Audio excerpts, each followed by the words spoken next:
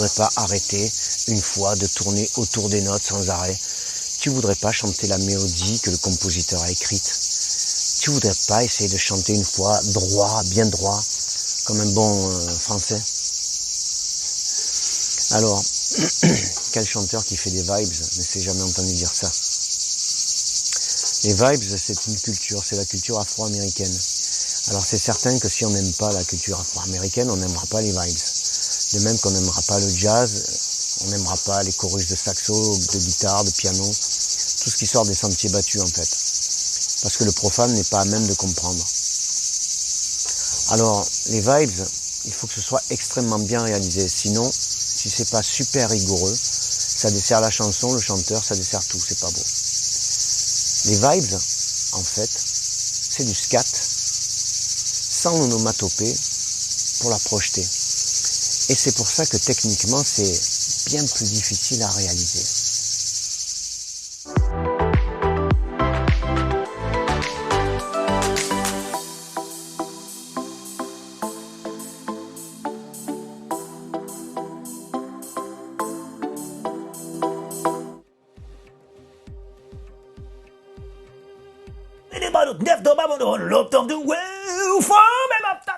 Pour le scat, l'onomatopée du scat remplace un peu le travail du soutien du diaphragme. En gros, c'est pour ça que c'est plus facile pour être rigoureux sur la justesse des notes quand on les improvise. Pour les vibes, il n'y a pas d'onomatopée pour les projeter et placer la note. Comme un joueur de violon qui fait confiance à son oreille et la rigueur de son geste en cherchant la hauteur de cette note, contrairement au pianiste qui joue sur les notes déjà accordées. Le piano, c'est le scat, le violon, c'est la vibe. Vous visualisez le truc? Beaucoup ont l'envie de faire des vibes, mais pas la technique et les idées mélodiques.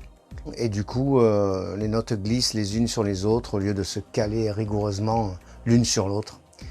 Et c'est raté. Mais aujourd'hui, tendez bien l'oreille et vous vous en rendrez compte par vous-même. Pour pallier à ça, de nos jours, il existe l'autotune, mais ça rend la vibe beaucoup trop synthétique et met en évidence l'impossibilité au chanteur de la réaliser de lui-même sans artifice. C'est un peu chiant. Donc tous les honneurs reviennent à l'autotune et pas au chanteur. Les maîtres incontestables en matière de vibe sont Stevie Wonder et Mariah Carey. N'importe quoi. Pourquoi tu le dis avec l'accent? Et ma foi, sinon je fais comment pour me la péter?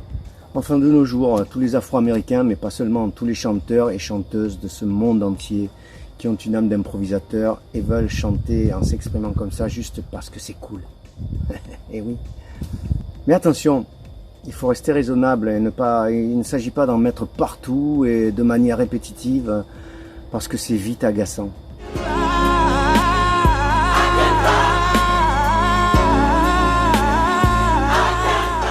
Quand on est chanteur, on est toujours critiqué quoi qu'il arrive.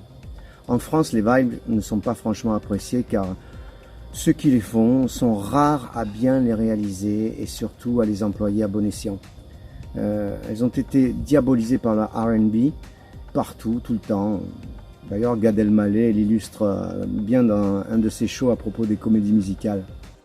Et comme toutes les nouvelles chanteuses, elle commence sa chanson par oh, ah, yeah.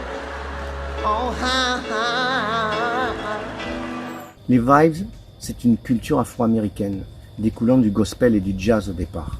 Pas vraiment du R&B, qui les pratique dénuées de vraies idées harmoniques. Elles sont identiques pratiquement chez tous les chanteurs, en gros ça tourne en rond quoi. Vous voulez vous lancer dans les vibes, mais vous ne savez pas vous y prendre. Commencez par identifier un chanteur qui excelle dans ce style. Perso, je vous conseillerais Stevie Wonder pour les hommes et Mariah Carey pour les dames. Identifiez une vibe facile de l'artiste. Relevez ces notes de cette vibe, puis chantez-les lentement, le plus rigoureusement possible. Dans une tonalité où vous êtes à l'aise, en utilisant le scat, du style Baladou, Dida, voilà.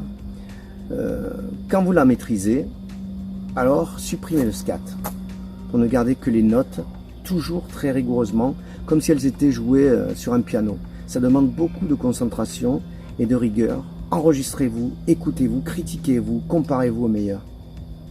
Imprégnez-vous de ce style en écoutant beaucoup d'artistes qui chantent avec des vibes. En anglais, on dit des runs. Comme je l'ai dit, c'est avant tout une culture.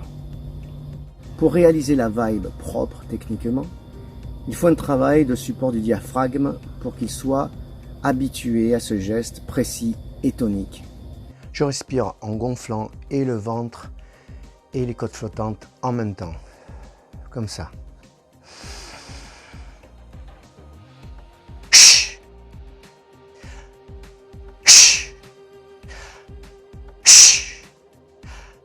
Hey! Hey! Faites ceci tous les jours, 10-15 minutes, pendant un certain temps et vous verrez que ça fonctionne, votre diaphragme s'habituera à ce geste. Mais les vibes ne sont pas que de la technique vocale, c'est aussi le goût de trouver les bonnes notes dans l'harmonie pour qu'elles sonnent. Ça sous-entend d'être musicien au moins dans sa tête et de ressentir et comprendre l'harmonie. Ne pas chanter comme un perroquet, tout ce que vous entendez sans comprendre la structure des accords de la chanson et en l'occurrence du phrasé et des vibes. Pour faire court, les vibes, c'est du jazz. Si vos détracteurs ne sont pas imprégnés de cette culture afro-américaine et qu'ils préfèrent la chanson française, alors vous êtes le chanteur ou la chanteuse à abattre. S'ils sont plus mélomanes que poètes, alors ils apprécieront. Donc pour contenter tout le monde, point trop n'en faut, soyons sages, musiciens et poètes et pratiquons la voix médiane. Si la vidéo vous a plu, n'hésitez pas à liker et partager tout en vous abonnant pour recevoir toutes les notifications de sortie de nouvelles capsules. La vidéo avait pour thème les vibes. À titre d'exemple, je vous laisse dans la description un lien vers ces deux chanteurs qui ne sont autres que mon fils et sa compagne, Carla et Mathieu. Vous allez voir que pour des Européens, question vibes, ils gèrent. Et n'oubliez pas de kiffer la vie en musique, car sans elle, elle serait une erreur. À bientôt.